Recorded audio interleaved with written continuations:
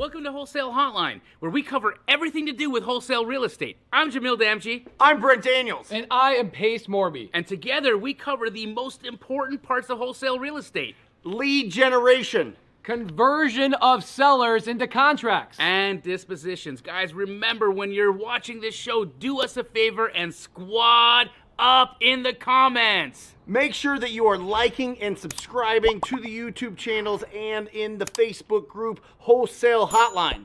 Most important, we want to know we're doing a great job for you and helping you build your business. So go give us a review on iTunes and or Spotify. So squad up and enjoy the show!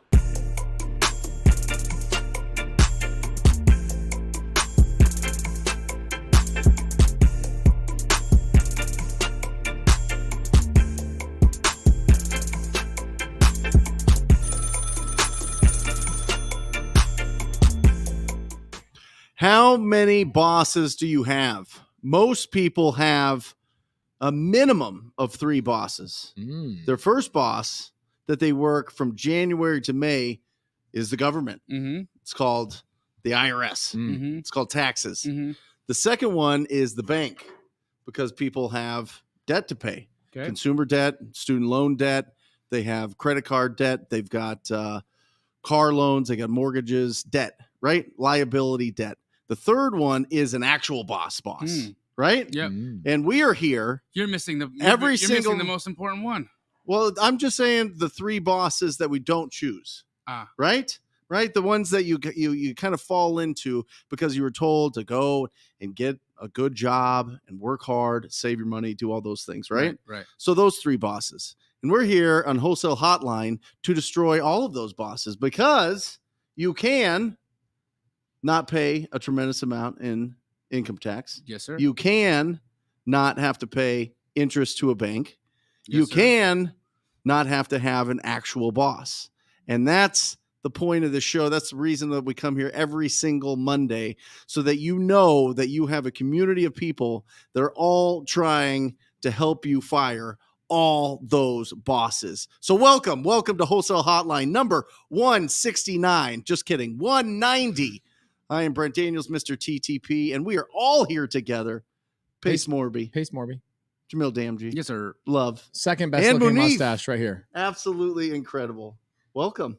Thank you. So great to have you guys here. Glad to be here. This is awesome. Ooh, Remy says nothing but goats on my screen. There it is. Love Francis is definitely the goat.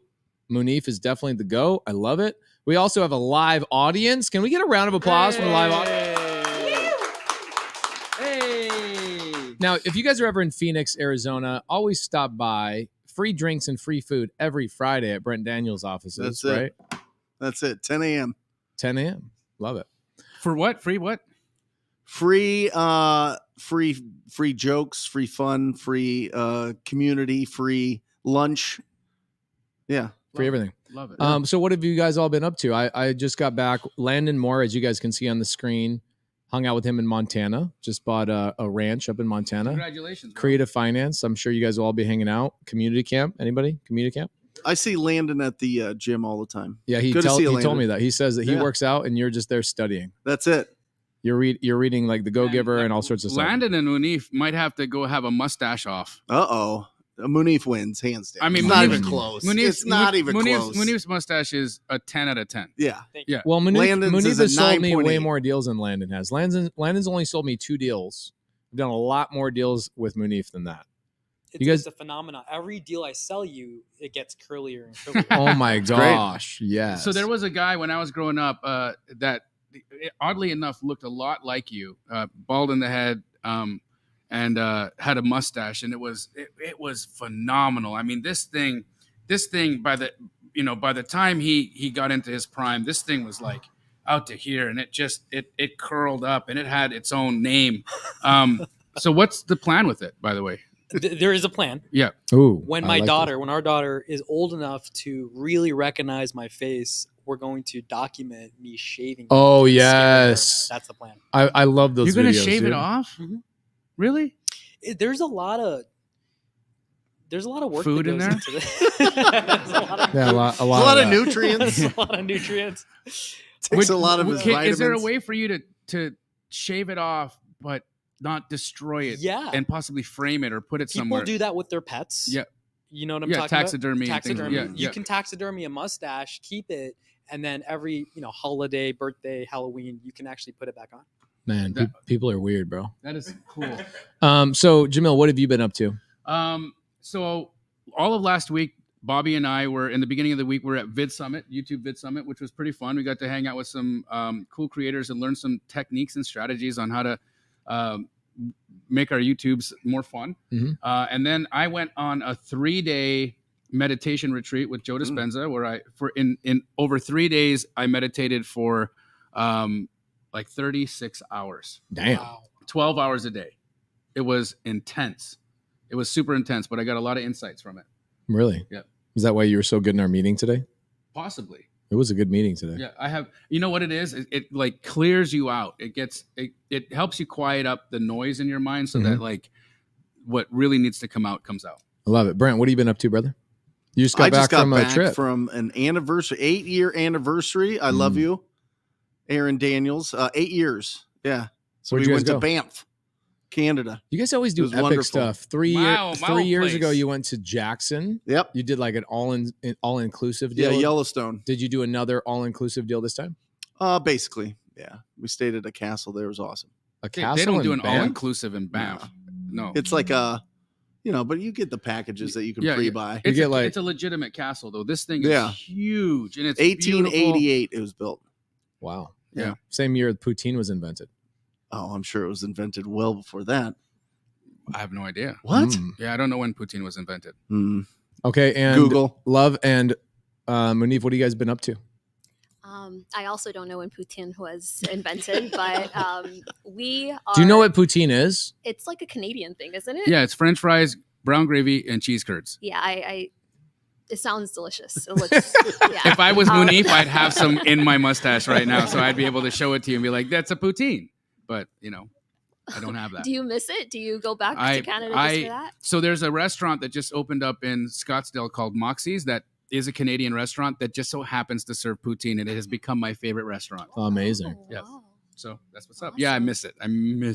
Well, now you don't have to. You guys have been traveling around a lot. Yeah, we've been to Texas. Now we're here, and we're going back to Virginia tomorrow. But it's been so amazing to be back here and to be a part of the last Subto Mastermind was so crazy and so amazing. Connect with so many amazing people. It was an epic week. It was epic. But yeah, we're here. I didn't know I was going to be on the show today. I'm glad you're here. But I'm Are you ready to do some Q&A? Yeah. Okay, I got the first question of the day. Mm-hmm. You ready? How do I start wholesaling if I'm a new immigrant and I'm not perfect with English? Oh, Brent, this is a good one for you. Yep. What are your thoughts? You want me to go? Yeah. What do you think? Come here. Come here, Glenn. He just closed. What'd you close? How big of a deal was that? 60,000, about 60K. Talk into total. the microphone here. Hello, no, everybody. you didn't. Yep. Hold on. Your English isn't perfect, though. So how Oh, did I'm you so get the sorry. deal done? I came, what is it, babe? It's about 7 years ago now, and I had zero English, broken. Nothing. And then this lady, like right there, was talking so fast. I'm like, whoa, hold on. But That's she helped me what to learn they do in super the quickly. Midwest. Anyway, yes. Guys, it doesn't matter. Yeah. Just pick up the phone, maybe get a script, Mm-hmm. and trust me, there's someone out there that will definitely actually listen to you because you do have an accent. I was thinking that I do not have advantage because I do have an accent, Eastern European accent, Russia. So, but, I had all these limiting beliefs that, oh my God, Mm-hmm. people cursing me, which they do, but it really doesn't matter. There's someone out there right now that is waiting for your phone call from your voice, from your character, and they will listen to you. And if they want to sell, they'll probably sell it to you. How many hours of calls do you make a day? On average, 5, Uh-huh. and I just call. Doesn't it get boring? It's getting very boring. Very boring. I'm going to be honest, but if it was easy, everybody would do it. So Awesome. Yeah. Yeah. And how long did it take you to get your first deal? 88 days There you here go. in Maricopa County. There you go. 88 days, $60,000. Mm-hmm. 2 of them total. They actually closed like a day out. I think September 3rd and then September 4th or something like Wow. that. September 5th to September Should we maybe 6th. ring the bell? Come Let's go. on. What up? There you Sorry, go. too loud. I would suggest also, Excellent. if you're an immigrant, maybe connect with other immigrants and, kind of create a little bit of accountability group. But it is amazing. Sometimes the accent can give you an advantage. It Mhm. disarms people, right? So congratulations, bro. Did you buy her anything nice? Okay. All right. Could you That's ever nice. just a question, because one of the things that I think works for a lot of people is if you have something that maybe isn't perfect or whatever, when you lean into it a little bit and you're like, hey, I apologize if you're having a hard time understanding me. I've got, I'm new, and so my English. Do you ever acknowledge it right out the gate so that they know it's not a thing, that you're doing your best? Is that ever something? Is that a strategy, or do you just not acknowledge it at all and just fly right through? I do slow down because sometimes they're like, "What did you say?" I'm like, and then I kind of repeat it slowly. Oh yeah, okay, got it. And But you're never like, oh, obviously I have an accent, so if you need me to repeat anything, like you don't try to bring them on your side by maybe helping them understand or get a little bit of empathy for you. no, I used to apologize, but I'm not. What am I apologizing? There's no need to. It's just I'm really here to help you, and you have my heart, and I'm just trying to see like if you have an issue or a problem that I can solve. Wonderful. And then just give, and I know these people will come back. So. Yeah. Beautiful. Conviction doesn't have an accent. You know what I mean? Yep. They can feel it.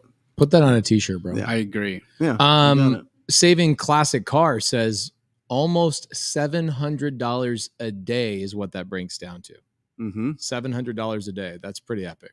Congrats, bro. So that's $125 an hour that you get making calls. We need that up to $1,500. Let's go. Yeah, somebody did Let's that. go. Yeah. Love that. Well, they should do the math. Think about it. Think about if you really tracked when you actually are lead generating in your business, the actual times that you do and what you get in return for that. And then if you can think about that, and it's kind of like kind of a hourly mentality, which you should break out of, but it just gets you going in the beginning to be consistent and keep the discipline to keep going every single day. And it's exciting to think about. Okay, so you should probably get in the Wholesale Hotline chat on YouTube right now and maybe drop your information in the side chat. People are like, who is that handsome guy? How did he get so shredded, is that what they're saying. Also, somebody said that poutine was invented in 1950. 1959 in Quebec. Love it. Well, there you go. Okay, cool. Thank you, Brad. It was the It's castle French. was before. The Poutine. castle, pre-poutine. Yeah. Yeah. There you go. Okay, Josh Keating says, I hired my first VA over the weekend and I started training her today. Any tips on training or building my culture I want to have in my business? I'll go really quickly. I think it sounds like Munif love to answer this about VAs, because you do have good VAs. I have good feedback. People come to me and go, Love's VAs are dope. Okay. But I would tell you, if you're making your VAs make calls, I would have your VAs listen to other people's calls and multiple different types of people's personalities rather than just your own in the very beginning. Let them find their voice. But I would have them listen to other people's calls. The other thing I would have them do is, if you are in subto, Josh, you should have your VA tie into like the nightly dial, or have your VA tie into the daily dial so that your VA can get trained or listen to other people and how they overcome objections. That way you have training kind of 5-6 days a week. Love, what do you have to say about this? So I would recommend touching base with her and in the beginning and letting her know exactly what your idea of success looks like in that role for her, right? I'm not sure if you've done this before, what you've hired her to do. I don't know if it's cold calling. I don't think it states, correct? No. So if it is cold calling, I don't know if you have any videos, but making her watch those videos and what Pace recommended of having them go to daily dial, nightly dial, it's a really great recommendation. But in regards to having that very specific descriptive role of what success for you looks like, and then casting that vision and those expectations regularly, and knowing that because she is your first VA, and I'm not sure if you have processes and job descriptions and role descriptions all panned out, but it's going to take a lot of verbalization and you having one-on-one accountability calls with her, because once you set those expectations, is how are they going to, you know, meet up to those expectations, and are you touching base with them weekly based on those expectations? And if they don't meet those expectations, where are they falling short? You know, I think that can take you a long way in regards to the culture aspect, roles, and anything you need them to do. How are your children not going to dominate? I mean, you guys are basically Jay-Z and Beyonce of the real estate world. You know what I'm saying? Like, They're gonna crush it. it's so amazing the dynamic you guys have and the balance that you bring to each other. Your children are going to just be multi-billionaires. It's going to be epic. Wanted to add one thing to the culture aspect of that as well, is if you haven't yet identified what your core values are for your company, I think that's a really important thing. Really, like, define it. People skip this part. They don't define what their core values are. They don't define a mission statement. And when you don't have those things written out and well defined, you can't translate that to your hires, whether they be VAs or in-house. So a quick exercise to do, I think you could probably knock that out in a day, but really give yourself some self-reflection and figure out what are you trying to exude in terms of your core values and your mission. Yeah, somebody made a comment to me the other day about a mission statement, and they said, "You remember when we used to stand in school and put our heart over our chest and say the Pledge of Allegiance?" Yeah. That was our country's mission statement. I was talking about our core values, and when we remove that from our everyday, there's a decline in what our culture really is, or maybe an absence of culture. So mission statement is very important, your core values. And it's interesting to watch other people's core values when they actually put them on the wall. And when your team walks in or they get introduced to a Zoom, remind your team what the core values are at the beginning of every Zoom, every meeting, etc. Have your team go, all right, what are our core values? And if you don't have them, you're not going to have culture, and people need to know what that is. But isn't that propaganda? Yeah. Isn't that just brainwashing your people to do what you want? Yeah, but so is reminding your kids to brush their teeth. You're trying to brainwash them. Well, you know what cult is short for? Culture. That's right. Yeah, it's the root word. Right. I'm all about having a cult. Okay, so Jamil, this one's a good one for you. How do you find buyers for commercial properties? Well, it'll be the same way as you would find buyers for residential properties, right? The people who play in a specific field, they're going to be repeat offenders. And so you got to find out, who do they typically do business with? Who are the people that commercial buyers would hang out with or seek to find opportunities from? Typically, that's going to be a commercial real estate agent, right? So I'm going to take a look at either connecting with some really high level or industry specific or niche specific commercial real estate agents that might have access to some specific buyers for the type of product that you have available.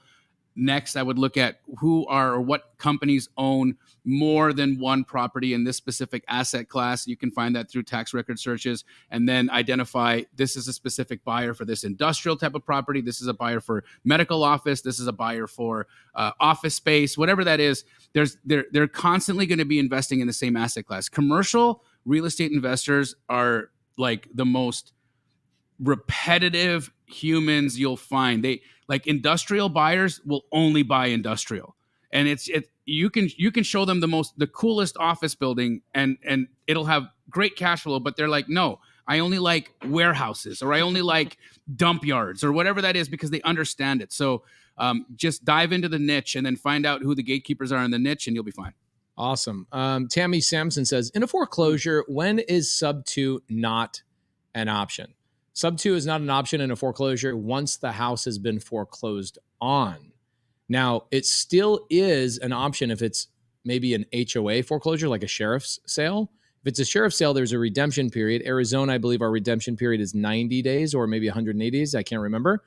But in a traditional trustee sale, right, it goes to the auction. The trustee is hired. They basically either the bank takes it back or a buyer comes along and buys it with cash. It's over. It's done. Nothing can be done. You cannot go back in subto a loan that has now been closed out and paid off. So the moment that the house gets foreclosed on, subto is no longer an option. Every single moment prior to that, subto is always an option. Now, is it a good idea? Now, another question could be, is it a good deal? Well, I don't know. I mean, if you've got arrears of $200,000 on a $400,000 house, is that a house we want to mess around with, Munif? No, not at all. I mean, we could do loan modifications and then maybe buy it on a lease option so we can avoid, some of the legalities. And there's things there, right? Loan modifications do work. But what if somebody doesn't get a loan modification and they still need $200,000 to catch up the arrears? Is that a deal I should pursue, even though I can technically buy it? No. Right. So there's a different version of the same question, but there you go. Brent. Yep. Have a good question here about conversion rates. Okay. So let's go through this. Swayam Singla. Mm-hmm.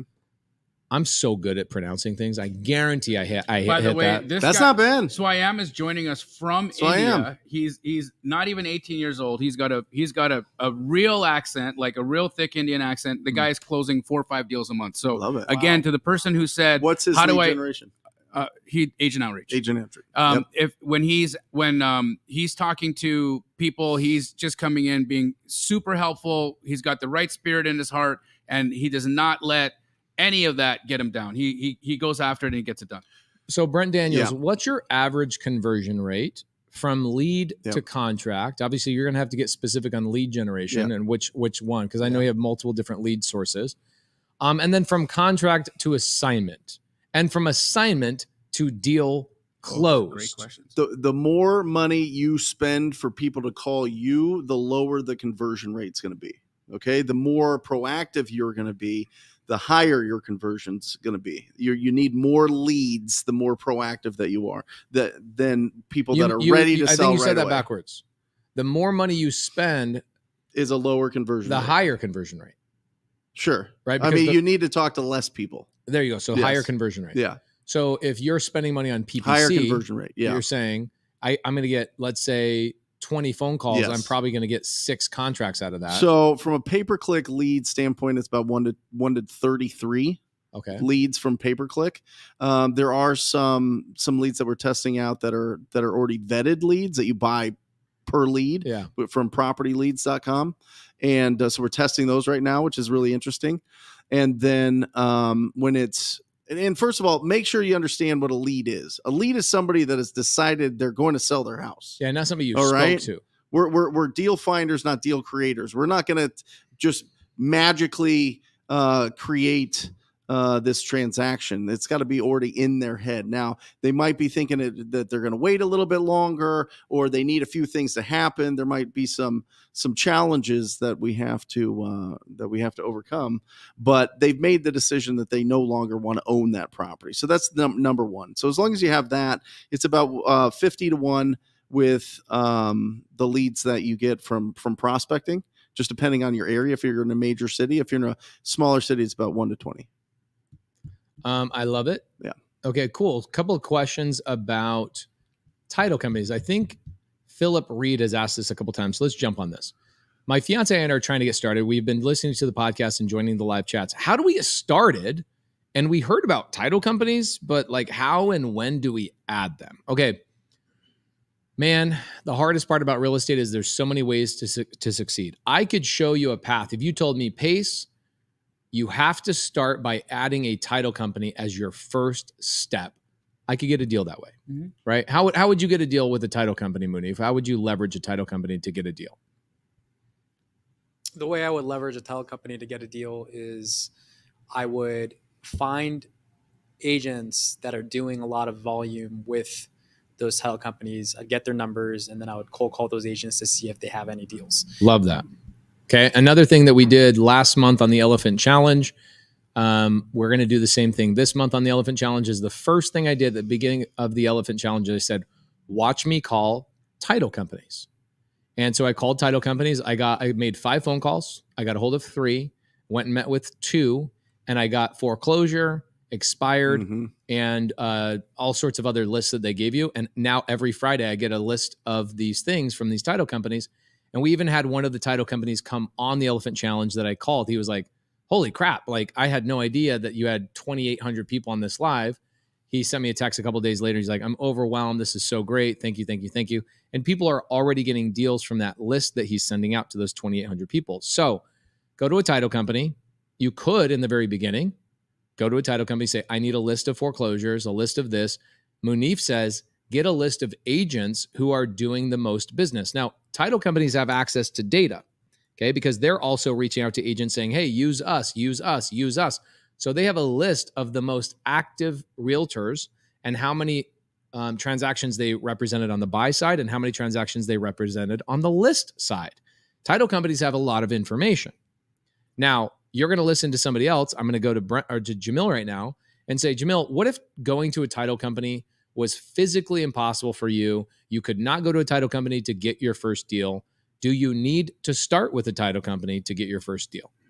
Absolutely not. No, there's so many ways that you can go out and do lead generation for your initial contract, whether you're going direct to seller, doing agent outreach, paid marketing, if that's your stick, whatever that is. There's many ways to get out there and get that done, right? But again, you don't have to physically get into a title company to go and do business with them either. Majority of them are, you can just call and you can do deals with them virtually. You can just say, hey, look, I'm over here in Phoenix, Arizona, or wherever you're located. I want to do deals in your area though. So let's just say you're going to want to do deals in Florida. Do you do investor deals? Can I do wholesale transactions, assignments, any issues with creative finance? You want to make sure that first and foremost that whoever you're talking to is going to accept the kind of deals that you do, because not all title companies are built the same. Some title companies are built strictly for residential style deals. And so those title companies are going to be a hindrance to you because they're going to tell you that everything you're trying to do is either illegal or they can't do it. Yeah. And so you really want to get out there and have those conversations early on in the process. I don't think it's the first thing you need to do, but it could be. But have the conversation early on in the process so that they can help you out. Now, I have talked about this before, but they can do a lot of things. They can help you with your contracts. They can help introduce you to agents, like Munif said. They can introduce you to acquisition wholesalers. I have my title company tell me who are the best wholesalers that they're working with that close a bunch of deals, that love going direct to seller, and introduce them to me and let them know that I'm the guy they need to sell deals through. And they do. So I get live contracts through those connections, through acquisition wholesalers. And then guess what else I say? Hey, introduce me to some of your fix and flip buyers that are really good, that pull the trigger on the spot, and they may be interested or looking for a deal right now. And guess what I can do? I can take one deal from an acquisition wholesaler that the title company introduced me to. I can take the buyer that the title company introduced me to. I can pair them up on a deal that's live. I can make $5,000 or $10,000 on relationships that they both gave me. Okay, so what about hard money too? Hard money lenders, 100%, getting referrals from 100%. Who the title companies like using for hard money, and then calling them up saying, "Hey, where are people buying? Where should I be looking for deals? Where are you lending money?" And they'll tell you where they're lending money, and then you can actually bring it to the hard money lenders, and they'll wholesale it for you if you don't have a list. I think.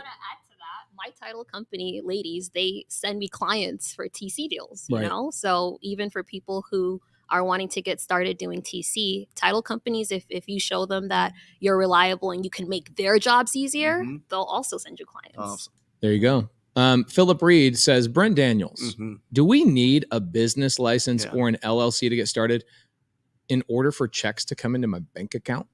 Well, listen, you could cash them. I mean, you don't need them. Should you have them? Absolutely. Absolutely. It's a entity without a soul. Is that what it's called? Right. Or it's a whatever. So it's your ability to really protect the money that you make, because it's the whole earn, spend, and then get taxed, as opposed to earn, get taxed, and then spend. Yeah. Can you ride a bicycle without a helmet, shin guards, and knee pads? Sure you can. Should you do it when you're brand new? Nope. Probably not. Protect yourself. That's what an LLC is there for. So yes, you can do it. Not suggested, but yes, you can do it. A couple of people asked me in the comments, what are some, they said, I'm calling. Okay. This is it right here. Nicholas says, I'm trying to figure out what list I should call for my first sub 2 deal. I've been calling a no equity list, but none of them are selling so far. Any other lists I should try? So Nicholas Allen, first and foremost, remember what Galen talked about. He said, what?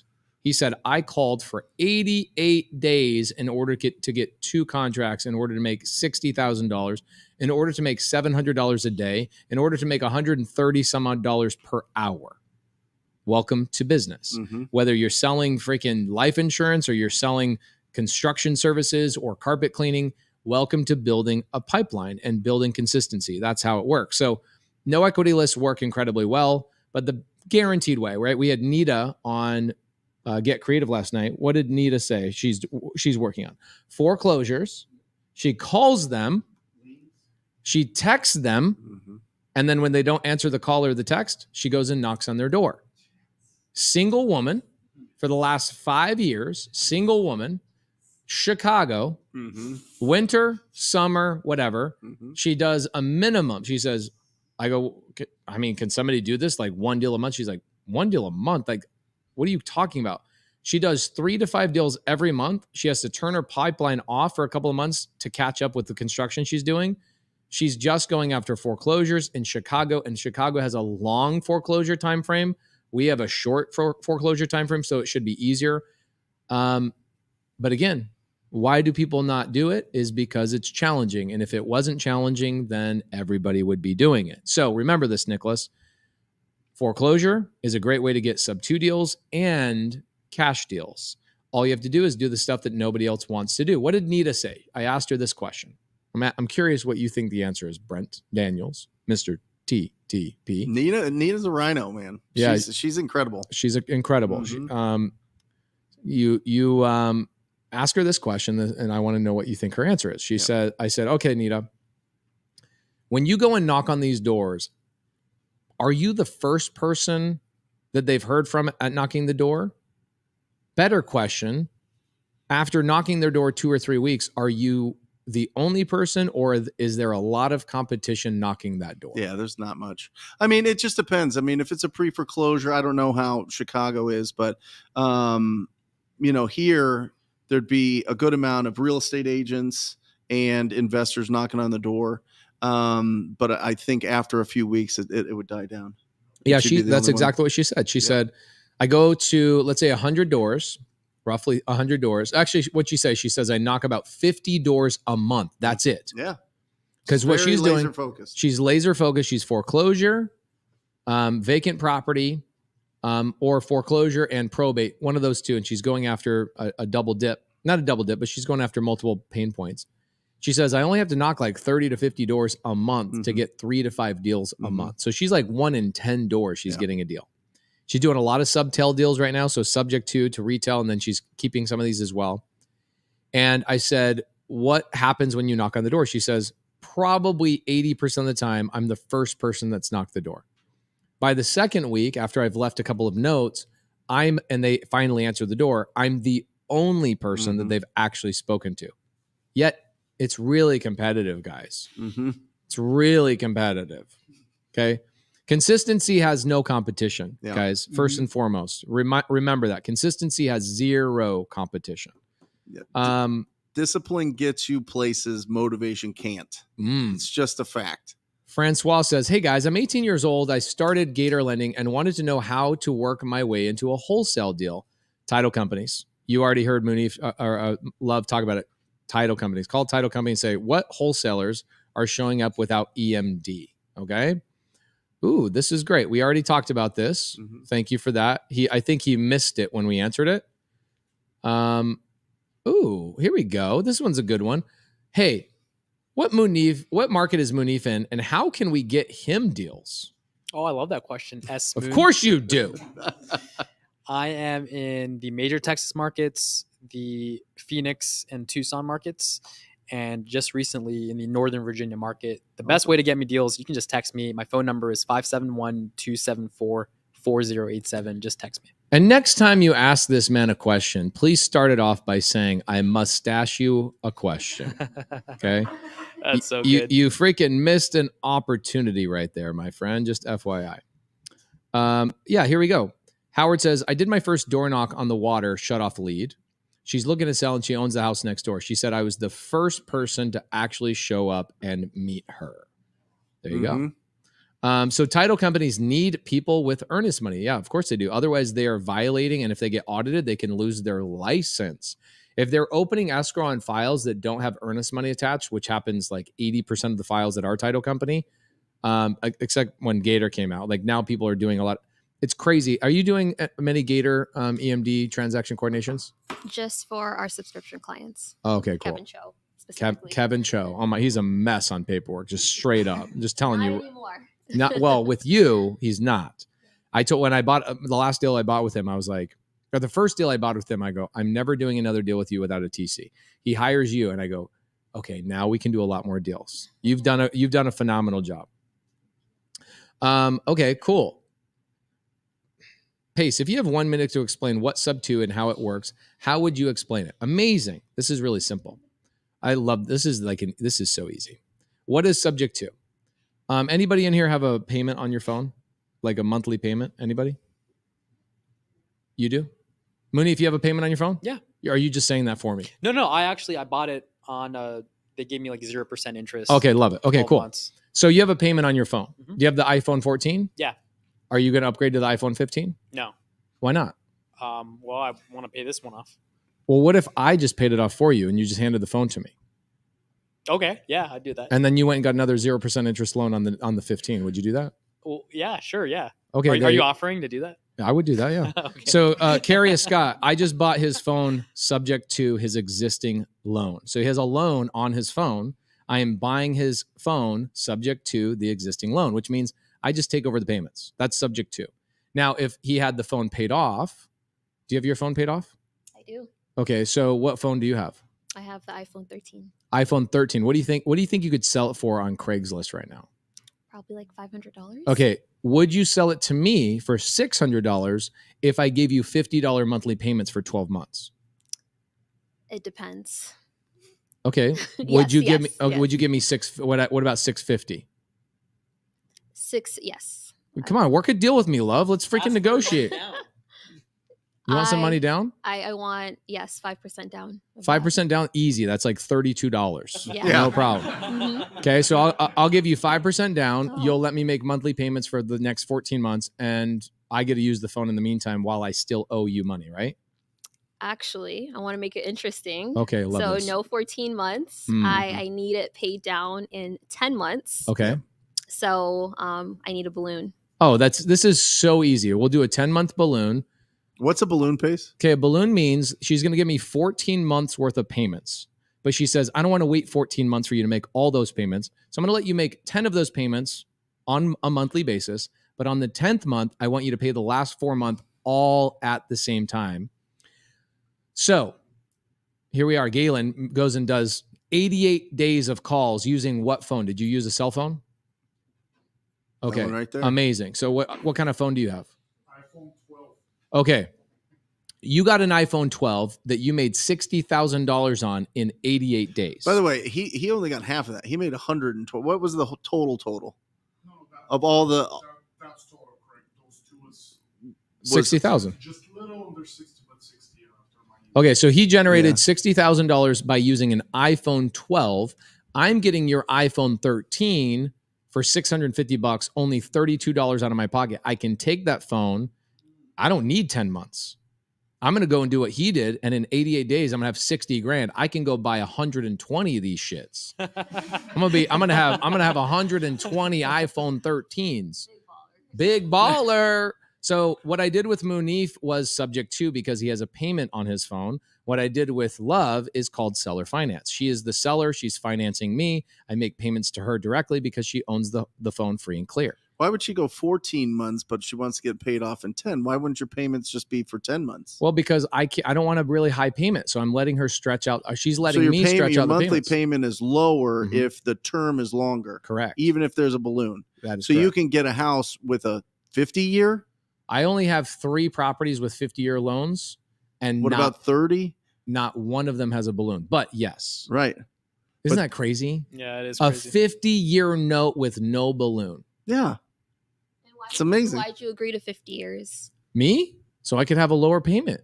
And so I could tell you on Wholesale Hotline that I'm the shit. Sell that phone to me for $60 a month. I will wrap that phone to Justin Tumanowski for $72 a month with a $150 down payment. I got to buy dinner tonight. What if it, Pace, what if it has a cracked screen? If it has a cracked screen, then I could get a private money lender to give me $14 and go get the screen fixed. And go get the screen fixed. There you go. Hopefully that makes sense for y'all in creative finance land. Okay, really, really simple. Balloons. It's fun though. It's exciting. Yeah. It is. I mean, listen, cash offers are awesome. Cash offers are, you can get some really, really big paydays. It's a great foundational, but being able to understand what really solves the problem for the property owner in the position they're in really makes this business so exciting. And you can keep learning, and put together these incredible deals. Here's a good question. Brent, would you recommend sending out letters for a beginner in wholesaling? If you're in a smaller market, it could work. Also, what's the other thing you have to take into consideration when you're sending mailers? You have to be able to answer the phone. Yeah, and you've also got to be able to shelter or shoulder all that payment. I mean, that's going to cost you money to send out letters. That's right. Their direct mail is not cheap, and it doesn't. You don't get deals on direct mail the first time you send out a campaign. Mm-hmm. It's like direct 3 mail to 4 is months. Like, yes, it's 6 touch months. points. They need to keep seeing your mail over and over again. It's a commitment, guys. It's like trying to get pregnant. You don't get pregnant on your first try. You know what I'm saying? Unless you're Laura. Yeah. Unless you're Laura. Jerry Norton. Unless you're Jerry Norton. He don't have to Yes, try. yeah. He sneezes like a baby 11. Oh, Anyway, but you have to have the ability to answer those calls live, because if you don't, they're going to call somebody else. So one, make sure that when those calls come in, you recognize it on your phone. You're not like, oh, this is an unknown number, I'm going to just ignore it. Make sure that you have a ringtone or something that's going to set it apart differently, or something that pops up. Two, yeah, you have to have any marketing channel, you have to go at minimum of 6 months and really go consistently. So whatever the costs are for that marketing channel, make sure you have that set aside so that you can feel confident just doing that over and over and over, because it does take reps with when I first started my first month in wholesaling, I spent $5,000 on direct mail. Mm-hmm. I made 50 G's. Yeah. Net. I then was like, oh, hell yeah. I'm going to 20 cheat grand, code, baby. I went Yeah. to 20 grand real quick, and I didn't make 50 grand. I was like, wait, where's all my, I thought, what? I thought I How would. did you do on the month that you spend the 20? It was less. It was like 30 grand, right? So you still were net positive. I was net positive. You got the 20 back plus 10. I've never lost money on direct mail. Now I know how to talk to people, right? I've That's the other I've part. built relationships with people. I have no problem talking to a random human being about a random topic, right? So you spend money, you give me a lead, I'm going to dominate. Same thing with Munif. Same thing with a lot of people in this room. You just know how to build friendships with people, and you know how to be friendly. So I don't have a problem generating the lead and having a quality conversation. The problem is, it is luck of the draw in a lot of ways, right? Sometimes you'll get somebody that sees your direct mail and they call you and they go, take me off your freaking list, or I'm going to find you and kill you. Most of the time. Most of the time. Yeah. Or you get the people that will actually like write you back. Yeah. Right. Don't send me this garbage. Oh, those are the best. Those I are the know best. where you live. But direct And I mail, have nothing but time on my hands. Yeah. See, look, I wrote this letter. direct I'm very mail, dangerous. I would say direct mail is the highest cost per contract. Mm-hmm. And so when you're brand new, right? When somebody says, I'm brand new, if I knew other ways of generating leads, I would have not started ever in my journey on direct to mail, because I was in a position to start with direct mail. So you'll never hear me tell a new person, start spending money on direct mail, because the cost per contract is anywhere between, depending on the market size, if you're in a small podunk city, you're going to do pretty good. Mhm. You'll probably be $3,000 to $5,000 a contract. Yep. If you're in Phoenix, you're going to be like $8,000 to $15,000 per Yeah. contract, depending on your ability to close a deal and follow up and be consistent. Mhm. Okay. I decided to venture into SEO. Not Nice. many people talk about it. What's the best way to maximize on it, and is it worth it at all? Here's my initial reaction. You and I might have different opinions, and Yeah. I'm okay with you correcting me. Oh, I can't. I Go ahead. I decided to venture into SEO. Not many people talk about it. Yeah, because that was a strategy in 2005. Yeah. Yeah. Am I wrong? No. The other piece though, with search engine optimization, it's a long game. Yeah. It is a super, super long game. So if Baraka, if you're trying to get deals done like ASAP, SEO is not the way to get through it. It's not going to happen. It's a constant nurturing process and making sure that the meta tags are all right. You've got the right team in place, and it's costly. It's not free, right? So you've got people that'll say, "Oh man, it's organic. It's organic." Yeah, but what did your organic cost? What did it cost for you to hire the people that were doing the meta tags? What did the actual company that you hired? What was the fee there? You're going to find that when you spread that out over, however long you're going to pay before you start getting leads and converting and closing deals, because it is a long game.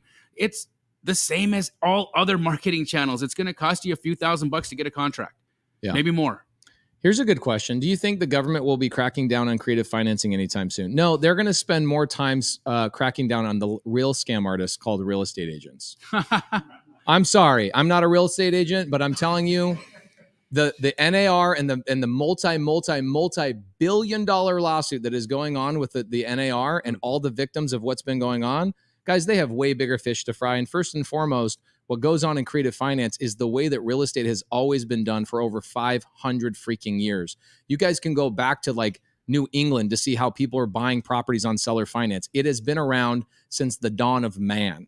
There's nothing illegal about it, shady about it. All it is that nobody's talking about it the way they should be talking about it because it's a little challenging for people to understand. You have to tell analogies about iPhones. So the challenging thing is with creative finance is there's more elements and there's way more creativity there. And so people's brains kind of fry in the beginning of like, wow, there's too many options. Can you just tell me the one thing I should do? And so creative finance gets skimmed over all the time. And people go, okay, hold on. I understand save up my money. I understand get my credit good. I understand going down to the bank because it's been hammered at me for 15 years. I understand that.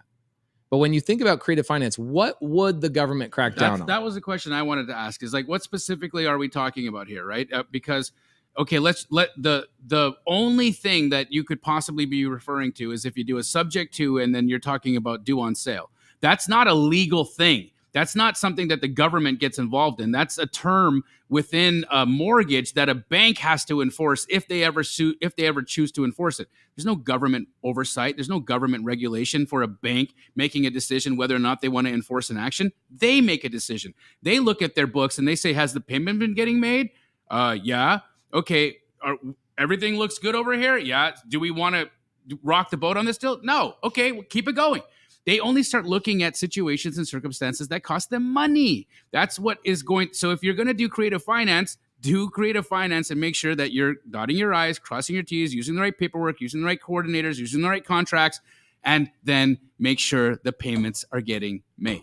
You're not going to have anything to think about. The government has a problem when you don't disclose and you're fraudulent. Yes. That's when the government has a problem. And they have a problem when you deceive property owners. Right. When you set them up to say, just sign this, and they have no idea what's going on with it. Yep. That's the problem that they have. And I think that's the flip side of agents going, well, that's why you need us to make sure that we can take care of everything, to make sure everything's disclosed, make sure it goes through this exact process. And I totally understand it. I was an agent for a long time.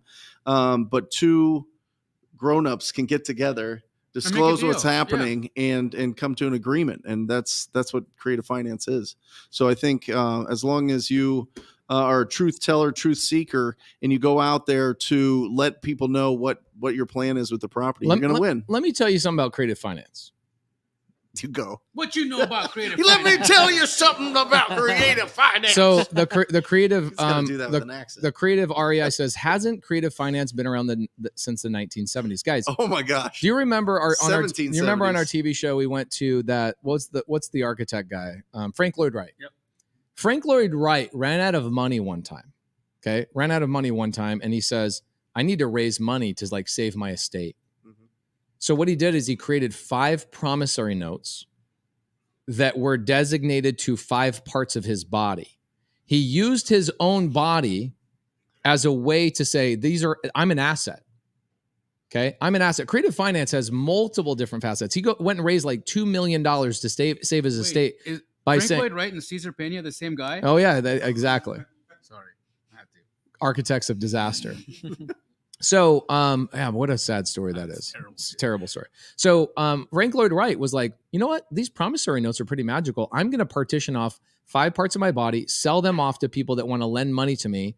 And he says, look, my body's an asset. I create art. I do these things. My body produces income. This is an income producing asset. And he went and raised $2 million by just selling his body. Mm-hmm. Okay. Now, here's another thing. Look at the history of DuPont. Armand, you've seen the history of DuPont. Where's Armand? Is he in here still? Guys, go look at the history of DuPont. Okay, in the 1700s, 1800s, DuPont was the largest company. They were about the largest company in the United States. They sold gunpowder, and they were going to go under, and their competitor was going to buy them out. cash. One of the people on the line at DuPont was like, hold on a second. I'm one of the original DuPont family members, and I'm on the manufacturing line. Nobody's paying attention to the fact that we should not be selling the DuPont company to a competitor and selling this company off to somebody that doesn't have our last name. Our family came over here in the freaking 1600s. What are we doing? Mm-hmm. So he goes to the board at DuPont and he says, I'm going to create a new company named DuPont. And they're like, well, no, we already have a company. I know. I'm going to buy your company on seller finance, and I'm going to give you ownership of the new DuPont, and I'm going to take over the company. Don't sell it to the competitor. Mm-hmm. So seller finance saved one of the largest companies in the freaking world. This goes on in business. It goes on in vehicles. It goes on in private parties. It goes in real estate. Guys, this has been around for hundreds and hundreds of years. DuPont, the entire history of that company, every color of paint that's on your car, DuPont created. Not, you ever wore nylons? Who created nylons? DuPont, saved by seller finance. And if you guys go and look at the history of this, there's over 1,500 companies that have been documented that have been saved or created that we all utilize on a daily basis because of creative finance. It is threaded in every single thing in our life. It ain't going away. The government uses it. Shit, look what Walmart does. You ever heard of a novation agreement? Walmart is the greatest novator of all time. What they do is they go, Brent, you got these these really cool t-shirts you got? Mm-hmm. Sell them to us. Mm-hmm. We're going to pay you when our customer pays us. Right. That's how Walmart's entire distribution system works. That's called creative finance. By the way, realtors and brokers are the greatest at creative finance. Why? Because brokers go to realtors and they say, how about this?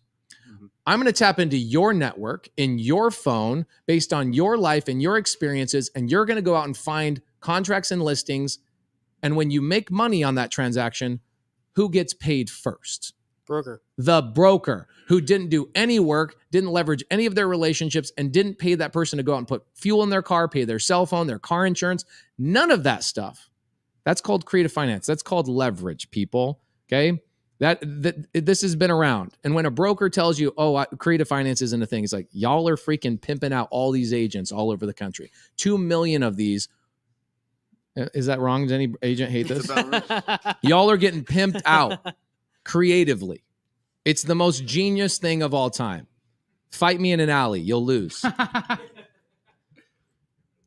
Is that going too far? Am I going too far? Okay, cool. Okay. These other industry examples are really good. Thank you, Jacqueline. I appreciate that. It happens all the time. Okay, how can I undo creative financing on my house I sold to a student of yours? Jacob DeBach. That's great. I love this. This actually happened last year. I had somebody that sold the house to a student of mine. The student assigned it to an end buyer. Okay. Jacob says, how do I undo creative financing on my house? If you bought it from a student of mine, he has a performance clause in the paperwork. So Jacob, reach out to me privately. I'll help you. I'll show you how to do this. It'll be actually a really great YouTube video. Great question. What is for the people that don't know what it means, what is the performance clause? A performance clause basically sets up parameters that says, look, if you don't perform, let's have a gentleman's agreement that just says you're not going to make me take you through foreclosure. Okay. And when people say a deed in lieu is not enforceable, right? I'll get that. I got that yesterday. Somebody says a deed in lieu of foreclosure is non enforceable in Florida. I'm like, who told you that? Like, an escrow officer. I'm like, okay, ask the escrow officer the last time they tried it and it failed.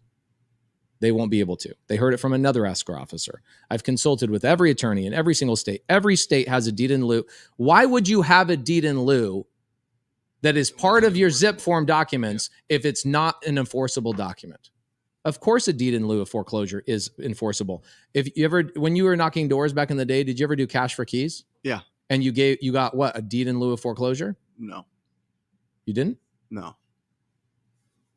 For cash for keys? Yeah, cash for keys. That's just getting the tenant out. The cash for keys. You're talking to the tenant? tenant. Your tenant's out. I'm sorry, property owner, right? So there you go. So you got these banks will offer the banks. Mm-hmm. Yep. Okay, the banks will offer right to the occupant that they just foreclosed on. They'll say, "Give me a deed in lieu of foreclosure. We won't take other for." I've got a great story. So my credit was so bad when I was scratching and clawing to get out of here. I think it was like 400, whatever the lowest is. And so I had a buddy, Kyle Brown. He had a hard money lending company, and they didn't trust me. And so they would do a deed in the drawer. They would have me sign a deed in lieu of foreclosure and put it in their drawer until I was done with the flip. There you go. I love it. Just in case they have to get it back. Yeah. Just in case. Yep. But it wasn't just me. It was a lot of people during that time. And that was just kind of common practice of what they were doing. But Edward Nava says, any bad experiences on a creative deal? Yeah, I mean, but there's a lot of bad experiences on cash deals and traditional deals. A lot of deals. I think the number one thing on a creative finance deal that is probably the bad thing that's unique to creative finance that's not the same as traditional. Can you think of anything? Unique to creative finance. You won't find the same problem in traditional. I would say due on sale clause, but that's easy to overcome. Non-payment. Yeah. Non-payment, but is that not the same thing in traditional finance? Yeah, that's true. Yeah. Right? Or tenants? There's when you do wholesale the creative deal, Mhm. I think there's an opportunity for things to go wrong, and I think that it's really important that you work with somebody that understands how to make sure that everybody is, just like he had said, the performance deed is really important so that you don't have to go and fight to get the property back. If they default, you get the property right back. You enforce the deed on lieu. So even though that there's things that could go wrong, there's enough people have done enough transactions out there to understand what those things that could go wrong are. And then they set up protections and parameters that actually avoid those situations from happening to help protect the individual that's involved in the transaction. So I think as long as you're working with somebody that is well-versed in the instruments of creative finance, that's well-versed in the mechanics, the legalities, all of those pieces, then you shouldn't have bad experiences. You'll have experiences. How you're going to present them or what you're going to think about them being good or bad is your opinion. But again, not every deal works out smoothly. Things are going to require extra effort. That's why it's called creative. It's going to be a little bit more creative than a standard deal. So what? That's why you get paid the big bucks, right? This is a good question. How do you deal with a seller who's overly concerned with me getting a tenant out and receiving their cash offer promptly? Well, overly concerned with getting a tenant out? Like they want to get the tenant out? Yeah, they like want you to get the tenant out? You're buying. This happens to us. Yeah, I don't know, 5-10 times a year. You'll buy a property with cash, or you'll get under a cash contract, and they've got a tenant in there that's not paying, right? And as a wholesaler, you say, "Well, we'll close escrow once the tenant is out of the property." Right. I think that's the question they're asking. Well, obviously, the problem is that the property is being degraded and damaged in some way, shape, or form, and this person has no control over the tenancy. That would be my initial thing. And so they're worried that first, what you're going to do is your offer might change, or you may not want to buy the property because the condition in the property that this seller is representing to you may not be what's actually there if they've got a legit crazy person living in the house wiping poop on the wall. We've seen all kinds of crazy things happen in properties. Believe me, that is definitely could happen. So I would just make sure that you are adjusting your offer accordingly. If you have a crazy tenant that you're going to have to deal with, adjust the offer. Yeah. Make the offer lower. If you're going to have to evict, make the offer lower. If you're going to have to hire security to come with you to go and serve papers or a process server or all the things, make the offer have that insulated for you so that your offers are low enough so that you can justify whatever money you have to spend in order for the deal to work out. All this is an opportunity for you to get a better deal. I had a deal in South Phoenix. I bought it when we were in season 2 filming. You remember going to Mercedes' house? And I'll never forget that house. Yeah, you almost got killed by the dog. So I buy this deal from a wholesaler. The wholesaler says, I'll give it to you for $210. I go, I'll buy it for $180. He sells it to me for $180. He still makes a $30,000 assignment. Great job on him. Why did I lower it $30,000? Is because I said, okay, I'll take over the tenant. But here's what I did not pay attention to. The tenant had been living in the property for how long? Do you remember? It was like, 40 years? 40 plus years. Wow. I did not do the research on how long the tenant had been in the property. So what does that mean? I buy the property, I close escrow. The seller says, I don't want the tenant to know that I'm selling the property because I think she'll come and kill me. I don't want her to know, so I'll give you a great price on the deal. Wasn't it her relative? It's her mom. Mm-hmm. Wow. Welcome to real estate. This is in the last 18 months, by the way, my guys. You think I'm like bulletproof from bullshit? I'm definitely not. No. So I buy the deal. I tell the TV show, I go, this would be a really great one for Jamil and I to go knock the door. They couldn't air it. It was so bad. It was so bad. when she came, I don't even. She had clothes on a little bit. Yeah. She had a little bit of clothes on when she came out. The dog was loose, which I got friendly with. But the whole situation was really sad. Right? I said, hey, I just want to introduce myself. I'm the new owner. What was her response? I'm the owner. Mm-hmm. What do you mean, new owner? I never sold you the house. But it was in a different accent, That's pretty close, though. Yeah. So Mercedes had lived in this property for over 47 years. She had paid rent for maybe 4 or 5 of them and then stopped making payments. Yeah. Her mom was like, I guess I'll deal with it. I'll deal with it. 40 years later, the mom is like, what am I doing with my life? I'm 80 something years old. I can't believe I put up with this girl's crap. I just want to sell the property. Wow. Okay. She says, but I don't want my daughter to know I'm selling the property because she's going to contest it. She's going to say I'm old and senile. So this is what we did. I thought I was so good. I assumed I checked all the boxes. So I called the title company. I go, can we have somebody come and verify this lady's sanity? Have we all had that situation happen where the seller comes back to you and goes, I signed under duress. I was old. I didn't know what's up. Yep. Oh yeah. I had the easiest contract I've ever signed in my life was probably like 6 years ago. I had Anna Martinez. If anybody knows Anna Martinez, she was with me on a ride along. We go to this appointment. I walk in. I go, all right, I want to buy the house. Let's do what are you selling it for? He goes, oh, what's your number? I tell him. He goes, all right. We signed the deal. I walk out. I was like, I was in there 12 minutes and I got a contract that was like way below what I would have normally paid. Like I just threw out a lowball anchor number. We leave. I open escrow. I get a call from his daughter, who's an attorney. She's like, you mother effing blah, blah, blah. My father has Alzheimer's. Oh, my God. Daughter. I was like, okay, lesson learned. I'm so sorry. And he did legit have Alzheimer's. So I go, all right, anytime I have somebody that's a VA or somebody that's older, I'm going to make sure that there's somebody else involved, family member, et cetera. Attorney. So this one, she said, I don't want anybody to know I'm selling. So I had Fidelity Title brought in their attorney and verified this lady's sanity. Mm-hmm. Okay. It cost me like an extra $375 for like a legal fee that I was happy to pay it. Happy to pay it. So we close escrow. We go to the house. The lady says, I have eminent domain. I think is what's the word? Armand, do you know what it is? Rights. Adverse possession. That's what it is. Okay, love it. So Armand, he's smarter than me. Armand says, in order to claim adverse possession, I'm stronger than Brent, by the way. okay, you have to be paying property taxes on the property in order to claim that, which she wasn't doing. So unfortunately, I have to litigate. I have to sue this lady, go after her. She does a countersuit, and the property sits there with hard money for 11 months. Wow. Okay, and then one day I'm with Kevin Cho. We're cruising around. I go, you want to go check on this homeless lady? One of my contractors stopped by like on month 2 and he said, dude, the homeless people are running is that an OnlyFans account out of the backyard of this house. Yeah. Homeless OnlyFans. That's what it's called? That's how you find it? I'm not lying. No. I'm not exaggerating. We go to the property and Chava, who's my foreman, he shows me the video of the homeless people doing it in the alleyway and filming each other. And they find out that this guy has an OnlyFans account and he has all the homeless people in the neighborhood coming and doing things to each other. It's right around from Tent City. Yeah. Oh, it's so good. Okay. Link in bio. Yeah, link in bio. Yeah, what is that For channel?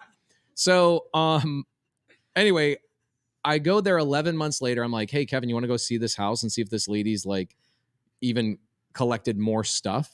And I go to the house and she's not there. Everything's gone. Wow. And the neighbor comes up. He's like, hey, you're the owner? I go, yeah. And they go, dude, the house has been vacant for 10 months. She left like 30 days. So I'm sitting there suing her, thinking that she's still in the property. So many lessons. So many lessons. So many lessons. So many lessons. 9 months of payments. I could have. I just had somebody go and knock. This is honestly the biggest lesson I got from this is like, don't buy anything without creative finance. That was it. I was like, why do I have a hard money loan on this stupid thing? If I just had a 2% or a 3% rate and this happened, I wouldn't be hemorrhaging. I used Frank West Capital to close on that deal. Oh, 18%. 18%. Because I was like, oh, dude, this is easy. I'll kick her out. We'll sell it in 10 days. I don't need to even raise any money.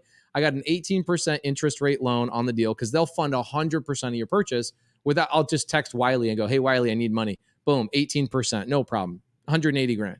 So I'm paying like $1,900, maybe. I know it's like $2,100 in interest only for 11 months, so 25 grand. Guess what happens during that time frame? interest rates go up. Oh my God. So now the market settles down, especially in South Phoenix. So the property's not nowhere near what I thought it was going to be worth, which was 400. It's now worth like 310 maybe. And I had to put 100 grand into it. So it's a great deal. Not every deal is a great deal, guys. You got to learn on some of these things. Yeah. So what I did is I refinanced it into a 7.5% DSCR loan, and I put it on pad split because it was the only physical way that I could turn into something that would cash flow, because a traditional rental at that price, my rate, I was going to lose money. So I refinanced, I pulled some of my money out, still have money tied into it. And now I'm running. Different people living there. Well, now I've got a OnlyFans account. That's what I'm saying. If you guys really want to find it, it's the account's called Homely Fans.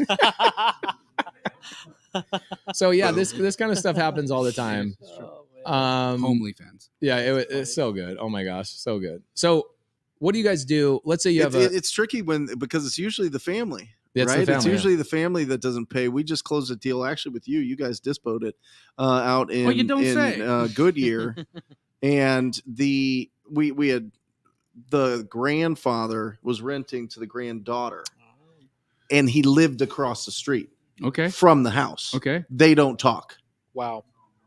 They don't talk. She's been there. She hasn't made payment. She hasn't paid him in 5 years. He was like, this is a nightmare. You know, I don't know what to do. I've tried communicating. She won't answer the whole thing. She has a bunch of people running in there. And so we had to go and just, have the conversation with her and explain what was happening. She wasn't happy about it. So you send in the eviction paperwork, and usually that does work. Right.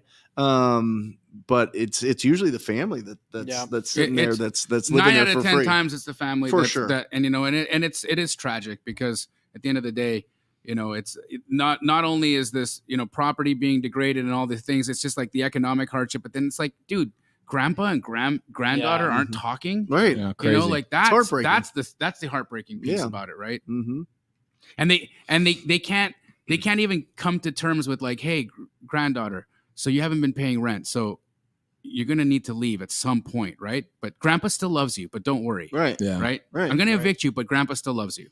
Some of my best deals have come that way. Like my first 0 down, 0% interest deal was somebody not wanting to kick out their relatives and saying, if you take over my tenants that are my niece and nephew, I'll sell on any terms you want. I just don't want to have that uncomfortable conversation because I want to see them at Thanksgiving. Mm-hmm. It happens. And then also the family member that's leasing the property from them is taking advantage of them, but they won't take advantage of me. Right. So we came in and we said, hey, I'm going to evict you unless you just pay on time. They were just paying 10, 15 days late every single month. The granddaughter also convinced the grandpa like 8 years ago to put solar on the house. Oh, wow. And the solar payment was 60 grand for like 10 panels. It is a total scam, by the way. It is. I mean, that is just absolutely ridiculous. $60,000. And they had it, and it was the Tesla one. And the Tesla finance company will not, you have to pay it off if an investor buys the property. They won't let you do a transfer. So unless it's an owner, yes. Yeah. Unless it's owner, trash, it is. Yeah. For what? $60,000 for 10 solar panels. They just scam people into signing whatever for whatever price. It's crazy. It's crazy. Cody Simoncelli. I suck at Simoncelli. What's the craziest story of purchasing a house you ever witnessed? Mine in under 2 minutes was, by the way, horror stories. This Friday, we have the Attorney General of California and I can't even believe I'm saying this, and the Attorney General of Utah are showing up to a training to talk about the fraud in real estate, the fraud in title companies, the fraud in lending. These guys have full-on task force that are attacking and reverse engineering how these people are doing all these scams. Wow. So go to elephantchallenge.info to register. It's going to be Friday at 3 p.m. to 6 p.m. and the attorney generals are going to come in. The fact that you want to know what happened? You know how I got in touch with the California Attorney General? You want to hear this, love? You do? I feel convinced when she says yes. Okay. So I get a call from Molly on my team. Obviously, you guys know Molly really well. And she goes, I know like you don't want me to put you in touch with people and you want me to shield you from this stuff, but you're going to want to take this phone call. I'm like, okay. And she says, it's the Attorney General of California. He thinks that you're scamming people. oh my gosh, get me through to this guy. What's going on? Yeah. I get on the phone with the attorney general and he says, I got a proof of funds from one of your partners. I've gotten maybe 4 or 5 complaints from real estate agents about this same exact proof of funds. They say it seems so too good to be true. And my proof of funds is a video. Mm-hmm. It's me literally going, hey, my name is Pace Morby. Here's this. I'm logging into my Chase account right now. Here's the account number. I literally use my username and password on this video. I log in and you can see $3.5 million or whatever it is. Yeah. And I go, so the money's here. And so my students use that and they send that out to agents and go, this is my partner. And so him and I work through all that. He goes, oh my gosh, wow, you do that for people? Yeah. You know, good mentors do that kind of stuff. And, you know, I know other people that do it as well, et cetera, et cetera, et cetera. And he goes, man, do you got like an hour? I go, for the freaking Attorney General of California? Sure. What do you got? And he goes, well, we have a task force of 15 people. And I've got a couple of scams that are going on that I have no idea why these people are motivated to do what they're doing. Mm. I go, ooh, hit me with this. I'm all about being a detective. Let the deal detective. Tell me about it. He says, all right, so this is crazy. We get so many agents, probably 15 to 50 real estate agents call our office on a monthly basis and saying, it happened again. These freaking buyers, these ghost buyers are getting these sellers under contract and me under contract. And then we literally never hear from them ever again. And I go, man, that sounds a lot like somebody learning wholesaling on YouTube. And he goes, what's wholesaling?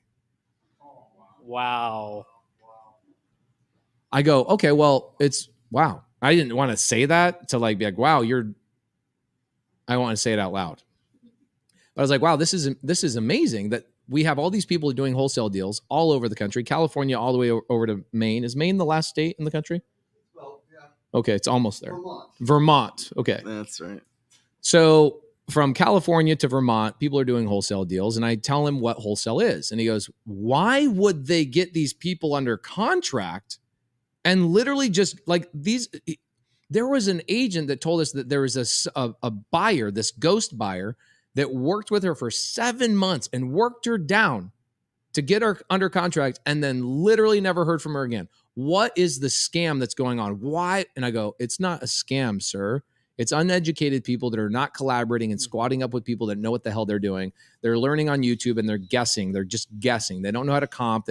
He's like, oh my gosh. So, well, what happens if they do know how to comp? And I go, well, they buy it at the appropriate number and they work with somebody that knows how to sell the deal and they get an assignment fee.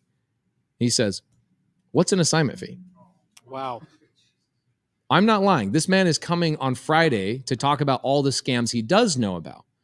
Title companies are fake. Hard money lenders that are like, pay me the money to us direct, and then we'll wire the money. Like all of those known scams, but he's got like 4 or 5 I've never heard of before. Oh, so, there's the give me $10,000 and I'll give you a hard money loan. That's it. Yeah, there's that one. Yeah. So it's amazing that the Attorney General of California is sitting there going, we have all these people getting houses under contract and just disappearing. What do you think is happening there, Brent and Jamil? Why are wholesalers doing this? No, 100%. They have not adequately or appropriately understood the value of the property. So they probably over-offered on the property, or they did get it at a good price and they just don't know how to dispo it. So they don't have a buyer in line, or they haven't created a relationship with somebody that could help them dispo the property. And so they've ran their inspection period. They don't know how to have the conversation and cancel the deal. They don't even know how to cancel the deal. And since they never put up earnest money in the first place, they're just like, bug it. That's what I think happens. Are they too embarrassed to just go back to the agent and go, hey, 100%. I got to cancel? Like, why couldn't they just cancel? I think they're afraid. They're afraid of it. Yeah, they're afraid to have the hard conversation. You know, it's just like, well, if I don't have nothing to lose, if I don't put earnest money in. So if I didn't put earnest money in, I have nothing to have to go back and get.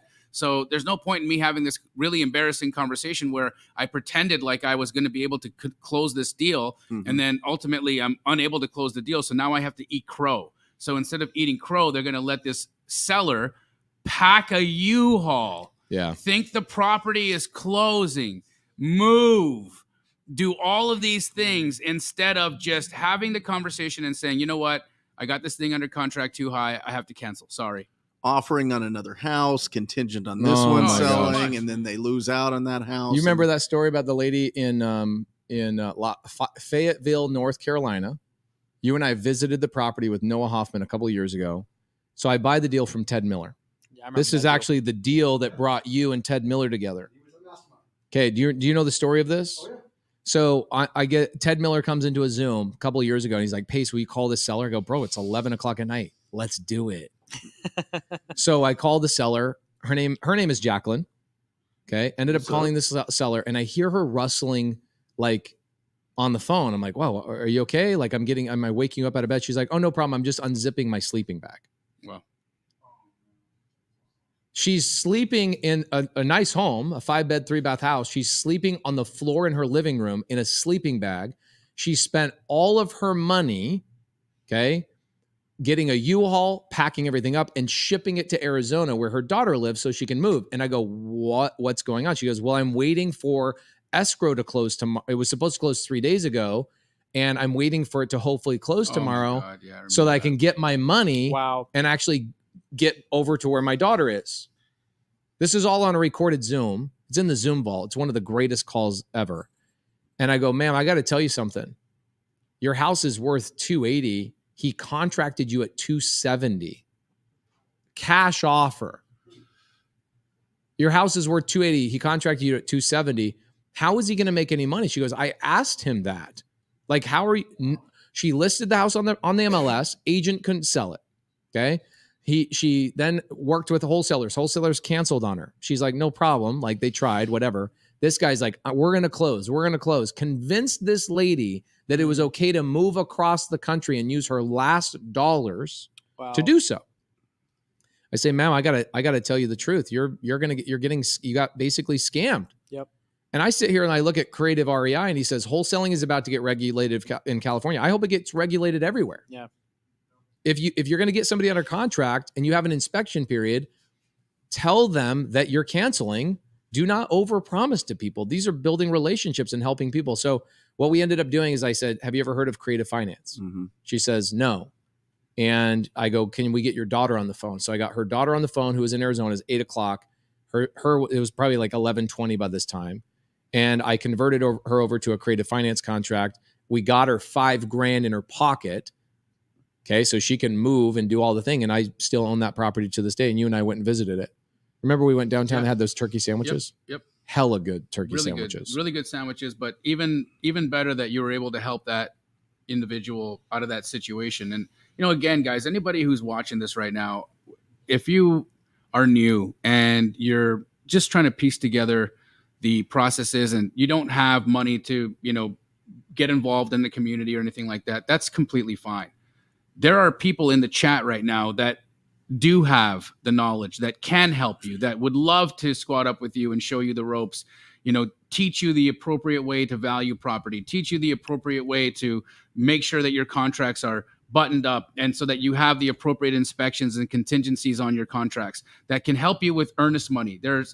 I bet you there's more than 50 Gator lenders in the chat right now that will come to the table and provide you a short-term loan for your earnest money. Everything that you want to do in real estate can be accomplished with other people that you can work with in the community, but it's going to take you not being an asshole. Yeah, I mean that, right? I mean it in the most honest way possible, right? Like when you are asking and seeking help from people, understand that it's not their job to help you, right? It's your privilege. Yep. It's your privilege to be helped, and you need to be humble about that. And you need to come and try to provide value and be grateful and thankful for folks that are helping you. I get DMs from people that say, I try to reach out to so-and-so and they never. I'm like, well, motherfucker, if you're going to reach out to the person the way you're talking to me right now, I wouldn't call you back either, bitch. Yeah. Yeah. Excuse me for everybody, as my daughter It's calls. okay. It's okay. She's like, Dad, stop swearing on the internet. I'm watching you right now. My friends say, what's wrong with your dad? I'm not going to pick up that phone. Can I give you two? Of course. Yeah. Two that I've recently. There are people that are putting out wholesale deals that they have not locked up. What? And then Oh, they're wait, hold ask- on, then, hold on. then they're wait. Be more clear there. That They're blasting it out to buyers. They've never talked to the seller. Wow. They don't have a purchase agreement. They're asking to get this deal, smoking hot deals on all of them. Give me 5,000 to 10,000 in earnest money. Give me the 5 to 10,000 in earnest money, and then I'll give you the paperwork.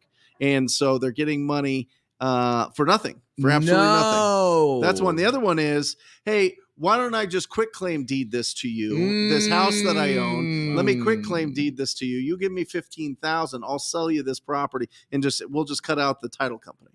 So for anybody getting started, number one, earnest money gets deposited at a title company or closing attorney. Number two is don't just pay for somebody to sign over a deed and go through a title company. Yeah. Or here's what I would do. I would see this awesome human being right here I'm staring at right now. Love Saza. You can help me out with making sure that I'm using a good title company. I'm protected in my contracts. I'm doing all the right things. I have an inspection period in my cash contract. You help out with all that stuff, right? Yes. But in order for me to get there, I probably need somebody with a magic mustache to get on the phone with my sellers. Wow. Okay, Munif, is there a way that I could reach out to Munif Saza and say, Munif, I've got a seller I need you to call? At this time, what most people do is because yes, in the beginning I did that a lot. Now you're not. You're telling me you're retiring. No, not exactly. Okay. What I would do is I'd talk to any seller. It doesn't matter where, it doesn't matter when. I talk to anybody. Now I'm very specific in which sellers I talk to. Okay. And so I'm very picky. Why? Because the amount of people who have been blowing up my phone is I can't talk to every seller. You mean when you put your phone number on the hotline? Yes, Okay. exactly. Okay. So it has to be in my buy box. It has to be a seller who. Where can I find your buy box? Can I DM you on Instagram? Yeah, you can DM me on Instagram. Okay, what's your Instagram? It's just at Munif Saza. Munif Saza, MUNIFSAZA. Yes, exactly. What is the style of that mustache called, by the way? I really Yosemite don't know. Sam. Yosemite The Saza. Sam. It's the Saza. It's the Saza. It's the Saza stash. So when you say people send you like a lot of what they think are opportunities, Right. What are you seeing the most that if they just changed a little bit, if you just knew a little bit of more information, you would really pay attention to it? So some people just send me an address Right. and a phone number, Right. and I can't do much with that. But some people say, "Hey, I talked to this seller. Mhm. Here's their issue. Here's the address. Here are the comps." Right. And I know it's somewhere you buy. I can actually help that person. I can either coach them on what to say next, which is what I've been doing a lot now. I'll just text them back and say this, say this, say this. They'll move it a little bit forward, move it a little bit forward, move it a little bit forward, and then I'll finally get on the phone with the seller or the agent, or they'll just ghost me. Yeah. And then there's nothing there. Mystique Drake says, how can I safeguard myself when going to a wholesaler about a property I'd like to sell them? Like just saying, hey, how much would you pay for this? I think Jamil, the king of disposition, with the best disposition, dropping F-bombs today. Sorry, I just meditated for 36 hours. So I don't know what the hell's wrong with me. I'll be honest with you. Obviously, I didn't find God, right? Because it's cussing like a sailor over here. But no, here's what's up, right? There's a couple things about your statement that I want to understand. When you say, "How do I go to a wholesaler and safeguard myself?" That tells me something. That tells me a lot. Right? You're safeguarding yourself because you don't have a deal under contract, right? If you want to go to a wholesaler and you're like, hey, how much would you pay for this? Well, that means that you don't have control of the situation, right? So the best way to safeguard your position in a deal is to have your position in the deal, right? Meaning have the deal under contract. If you are JVing, have an option. If you want to make sure that they can't sell it to anybody else, have an exclusive option. I mean, there's ways and instruments that give you protection to make sure that you're not wasting your time and that people won't circumvent you or go around you. But in reality, okay, people don't go around people that they have a relationship with. That is the truth, right? If you have a relationship with your buyers, if you have a relationship with your acquisition wholesalers, let me tell you something, okay? For I don't know, maybe 8 years, when it was still me taking people's phone calls and people's text messages, people would send me an address for a property that they were going to have an appointment on the next day. That's me. Sometimes they send me an address on a property that they were going to go talk to in sometime during the week, right? Now imagine this. This man would write a check for $50,000 or $60,000 to home investors every single month so that his phone would ring 15 times with those addresses, right? And he's calling me with the address before he goes to the house. Now, if I was a scumbag, what could I have done? I could have gone to the house and I could have been like, hey, I heard you want to sell your house. I'll buy it, right? You could totally do that. But integrity, right? Your name, your reputation, how you act, how you behave, that gets around fast, right? People will talk about you. People will say that person's good business, that person's bad business, right? That's what it is. And so if you're dealing with good people, like the people within this community, you really shouldn't have to worry about that kind of stuff. People will help you. You can give them an address. They'll help you with a buy number, and you don't got to worry about them going around. And if they do, if that person takes the cheap way out and they go around your back and they go and do a deal with somebody that you try, you know what? You learn fast. Yep. You learn fast that this person is not somebody that you should probably do business with, and call it a day, right? I know what you're going to say. You should contract everything, and you're right. No, that's not what I'm saying. Okay. I'm going to affirm what you said. Okay. But I also want to point out that we have our good buddy Investment Joy from Columbus, Ohio, just paid us $20. Nice. We just visited his laundromat, Love hung out. him. He's so great. We had such a great time over there in Ohio. I was like, wow, people like. Okay, never mind. No more Ohio jokes. I actually like Ohio. So we had a great time out there. We had a blast. But he's saying, what kind of pie is the best? Well, the problem is, I said, can you get me a Mennonite pie? And we went to a Mennonite store. You guys don't know what Mennonites are, right? Yeah. Yeah. They're like ultra Amish, bro. They're like Amish squared. And I was like, bro, take me to, like, I need some jam from these guys. I need to what next Halloween we're going to go trick-or-treating out there. Pumpkin Festival. Yeah. They have the largest pumpkin festival in the world. We're going to be doing that with Investment Joy. So thank you for that. Here's what I'm going to say about that. Here's a story real quick. I know we're running out of time. I do a deal up in Sunny Slope. I get a hell of a deal, love, a hell of a deal. I can close a contract or two. I get a hell of a deal. I send it to a gentleman named John. That is his real name. And may I continue on with my story? Sure. Okay. So John, I send the deal to John. I go, hey, John, what do you think this is worth? He goes, oh yeah, I can sell it for 200. I bought it for 120. He finds out, he goes, no problem. Send me the underlying contract so I can, blah, blah, blah, blah, blah. He sees I'm making an $80,000 assignment.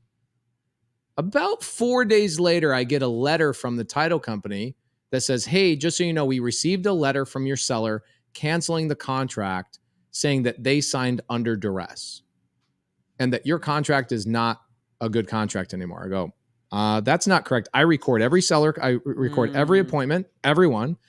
I actually did not have a contract on me, and I didn't have a TC at the time. Love, where were you? And I should have called the TC and had it signed right there, but I'm glad I actually didn't, because the next day, my wife, who is my TC, or what used to be my TC, she went and met with the seller, April. She also records her conversation with April, single woman, always record the conversation, get the contract. We have 2 recorded conversations with 2 different people, back to back, buy the property for 120. My wife is also a gangster. She got the deal under contract.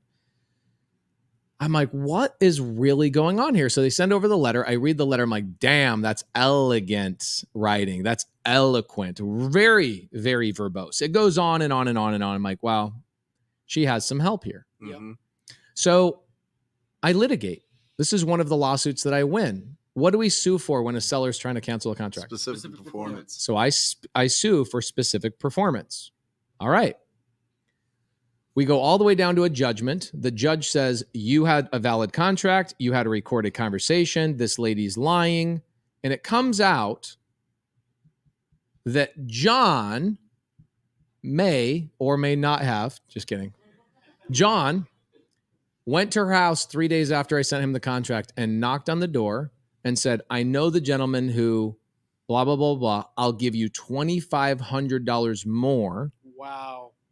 I'll give you $2,500 more if you sign with me. But may I ask you his last name? You may, but I may or may not tell you. So John ends up never doing a deal with me ever again. And I tell everybody this story. He's nowhere to be found now. Yeah. Nobody does business with him anymore. He was actually doing like 20 or 30 JV deals a month. Yeah. I have not ran into him in 5 years. No, he's done.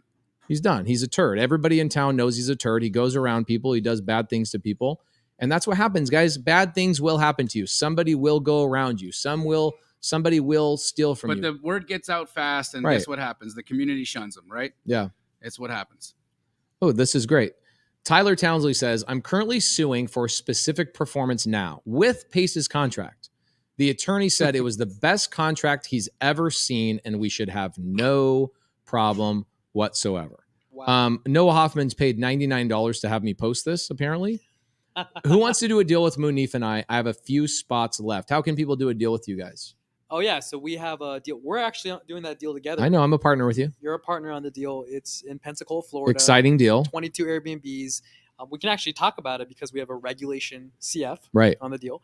And if you want to partner with me, Noah, and Pace, text me at 571-274-4087. Say it one more time, please. It's 571-274-4087. Okay, 571 274 274 4087. 4087. Boom. That's my real number. That's his real number. He doesn't want to call your sellers, but he will let you He'll comp any deal you have. Whether you talk to the seller or not, he will do everything for you. Don't worry about it. Love Francis. You've been such a great addition to our community. You're just like one of these anchor people and human beings. We love you so much. You're amazing. You had this first subto baby. We're so proud of you guys. How did you guys meet, by the way? We met at, this is pertinent to you guys, we met at the Triple Digit Flip event. Yeah, the premiere, right? The premiere, yep. We put a premiere on. We spent about $250,000 to make sure that you guys met each other. Yeah. Wow. What was his opening line, Love? Are you a TC? Are you serious? It was I need a TC. I need a TC. Wow. Wow. Yeah. Here we are. And then what? And then what happened? Like magic. When did you guys get in the back seat, start making out? The actual story. We were just telling Elijah Rubin, and his wife earlier. We actually, I ended up not using her for TC services, but she had a deal. She wanted me to talk to one of her sellers. So at that time, I was doing that. And she is a very curious person by nature. She'll ask anybody about where they're from, what their background is, ask about their parents, where they're from. And I thought she was hitting on me. I thought she was very interested in me because I was like, nobody, everyone's so transactional with me in this business. Nobody actually cares about me. But that's just who she is as a person. And it's one of the main reasons I fell in love with her. And I just had this self-fulfilling prophecy in my head that, man, this girl's into me. I should make a move. I should make a move. I should make a move. I made a move thinking, wow, like, of course, she's so into me. And in her head, she's going, what is going on? Oh my God, I don't hate this. And that's how it started. Wait. I don't hate this? Yeah. I went to kiss her and she didn't hate it. Wow. Hey. Give it up for these two lovebirds. And that's how you close the deal. That's how you close the deal. Wholesale Hotline number 190. We're out. Or just say squat up.